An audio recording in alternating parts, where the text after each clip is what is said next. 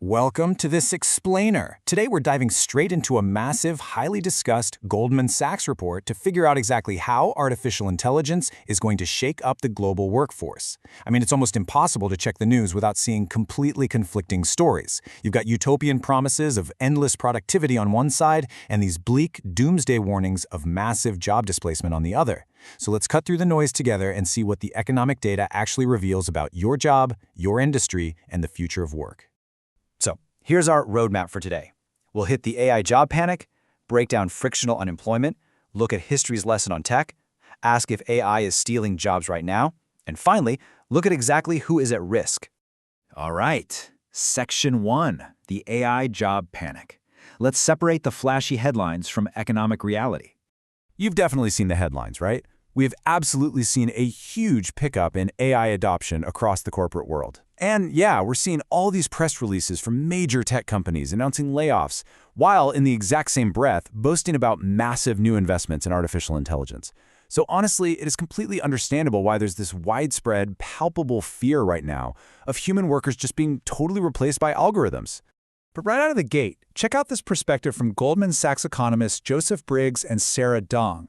They acknowledge these trends, but they firmly state, "We remain skeptical that AI will lead to large employment reductions over the next decade."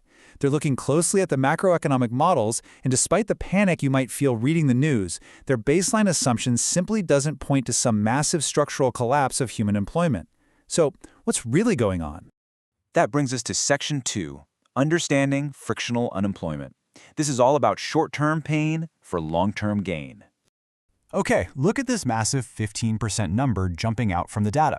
This represents the projected labor productivity boost from generative AI in developed markets. Economists are actually estimating that once AI is fully baked into day-to-day corporate production, it's going to raise overall labor productivity by a whopping 15%. That is a staggering leap in human output. We're talking about producing more, faster, and way more efficiently than ever before.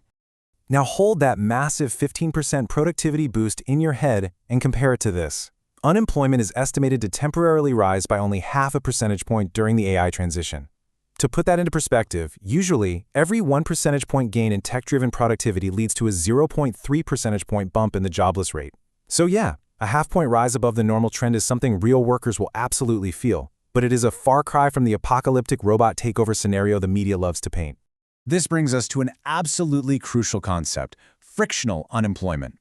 Basically, this is a temporary period of higher unemployment that happens during rapid technological change. People get displaced from legacy roles, yes, and they spend time seeking out new jobs. It is really important to get that this isn't structural unemployment, where human input becomes permanently useless. No, frictional unemployment is just a temporary transition phase. People find new roles, often in entirely new sectors created by the exact same technology that displaced them in the first place. And historically speaking, this transition plays out remarkably fast. Look at this timeline. At year 0, the new tech hits and causes upheaval. By year 1, we hit that frictional unemployment peak, that half a percentage point increase we just looked at. But here's the wild part. By year 2, the disruption practically vanishes.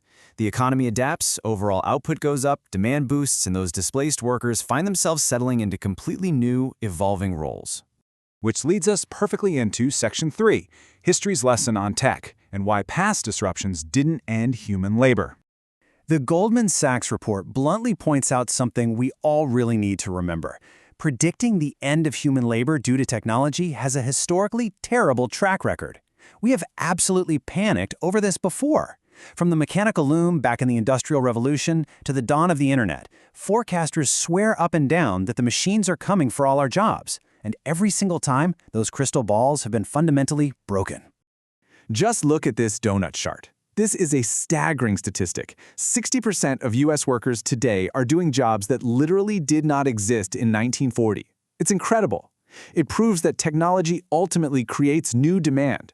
Whether it's directly creating brand new roles, think social media managers or AI prompt engineers, or just indirectly boosting the broader economy, over 85% of all employment growth since 1940 has been driven by tech creating entirely new jobs. All right, Section 4. Is AI stealing jobs now? Let's check out the current state of AI adoption and disruption. This is the million-dollar question on everyone's mind right now. Is artificial intelligence currently triggering a massive structural collapse in employment today? Are the algorithms actually actively taking over the workforce right this second? Well, the short answer is no. This quote from The Economist really hits the nail on the head. Because only about 9.3% of companies have actively used generative AI in production recently, low adoption is currently limiting the overall labor market impacts. When they looked at job growth, unemployment rates, and layoffs across the board, they found literally no significant statistical correlation with AI exposure. The vast majority of everyday businesses just haven't woven it into their daily workflows yet. Now, that being said, we do have to impartially report that there are early signs of efficiency-driven hiring slowdowns in a few specific pockets. Executives are starting to report that generative AI is making their current staff just efficient enough to slow down the hiring of new people. In areas like marketing, consulting, graphic design, office administration, and call centers, employment growth has absolutely fallen below trend. It's not a total collapse for sure, but the hiring headwinds in these very specific, task-heavy roles are real and documented. And here's a really surprising data point. Younger tech workers are actually feeling the squeeze the most right now. Since early 2025, there's been a 3 percentage point rise in unemployment for 20 to 30-year-olds in tech. While the overall tech sector is seeing minimal changes, that younger demographic is facing notable headwinds. The report suggests this is likely a mix of a payback from the massive overhiring that happened during the pandemic, combined directly with new AI automation tools that can easily handle the entry-level coding tasks that are usually handed to recent college grads. Okay, moving to our final piece, Section 5. Who is at risk? Let's analyze the vulnerability across different professions. Check this out, 2.5%. If current AI use cases were suddenly expanded across the entire economy today, only 2.5% of U.S. employment would be at risk of displacement. That is a surprisingly low number, right?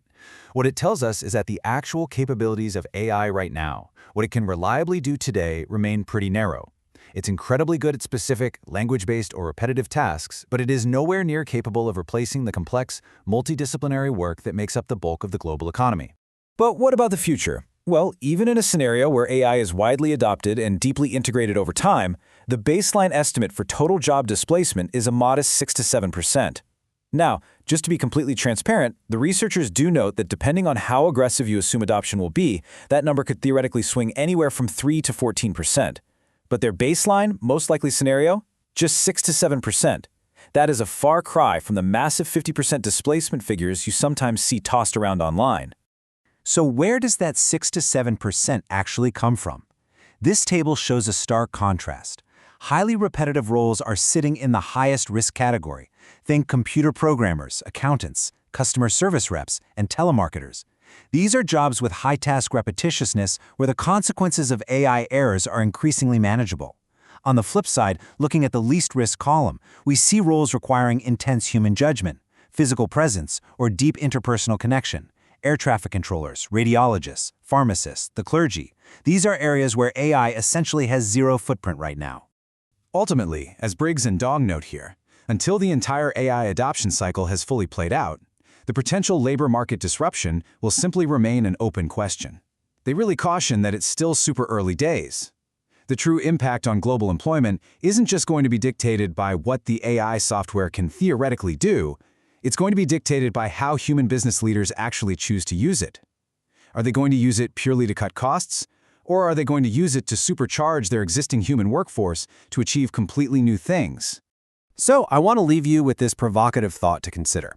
As the AI landscape continues to evolve, how will you and your employer adapt to put this technology to its absolute best use? The data strongly suggests that human labor isn't ending, it's just fundamentally shifting. The workers who thrive in the next decade will likely be the ones who view AI not as an enemy to fear, but as a powerful tool to master. Thank you so much for joining me for this explainer, and keep learning.